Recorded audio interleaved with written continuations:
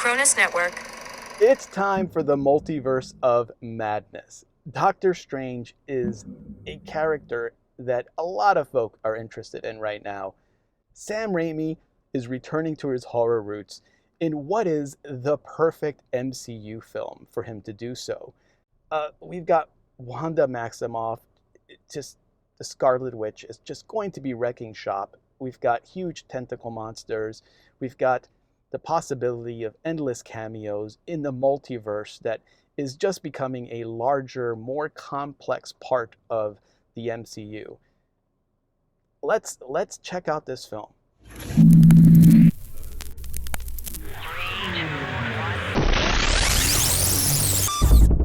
Okay, so this film is a solid action adventure spectacle film. Kevin Feige has said so himself. This film is meant to be seen in 3D, and you can tell from the set design, from the production value, just from the way things are framed, that that is truly the case. You can check it out in Screen X, but probably you want to see this in 3D. So, is the plot tight? The plot is basically what you would assume it to be. Doctor Strange is going to be jumping through universes, probably after a MacGuffin, or protecting something sacred from the Scarlet Witch, or perhaps some other adversary.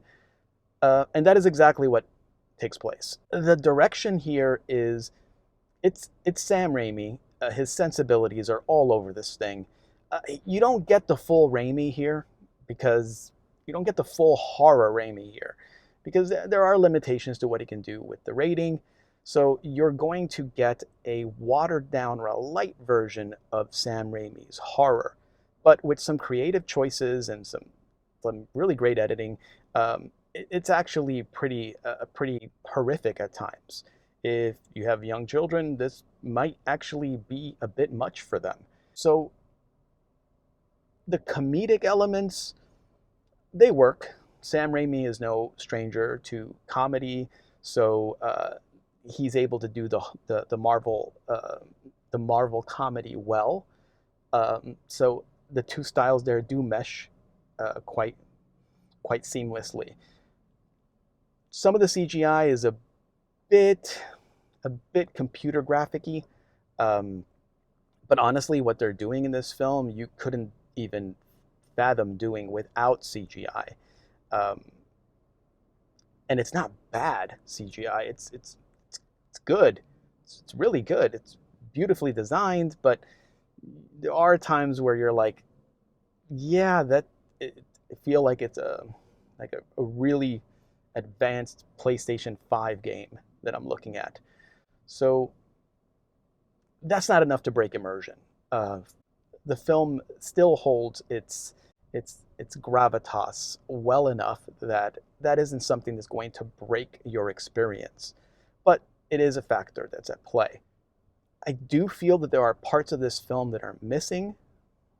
There are sequences where Wanda clearly has an injury that we did not see her sustain.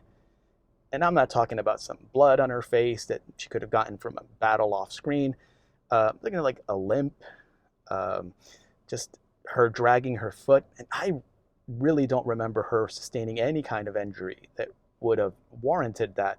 So I gotta think that there's a missing sequence in the film.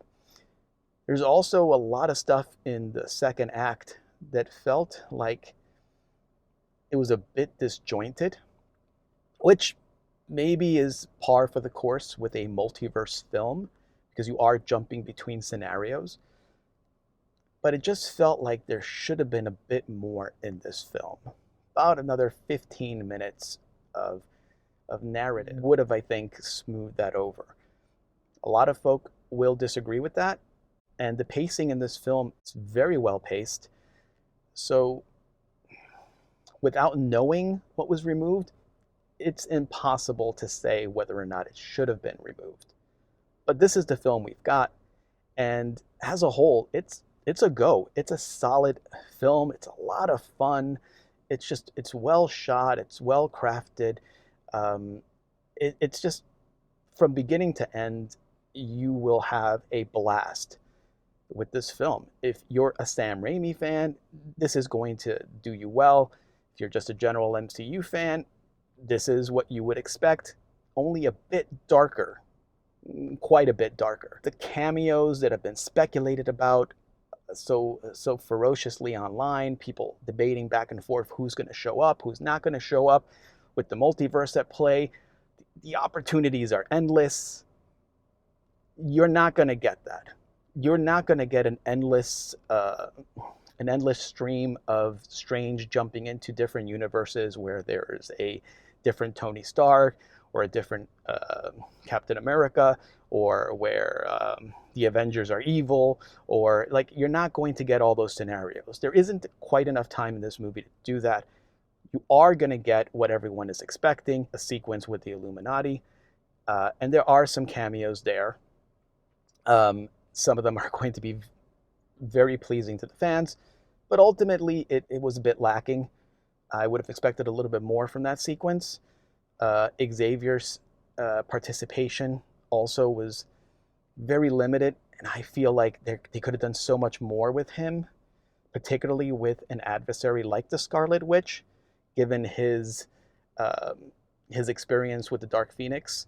And there's a lot of parallels here as far as power level and rage. So yeah, I think they dropped the ball on that a bit.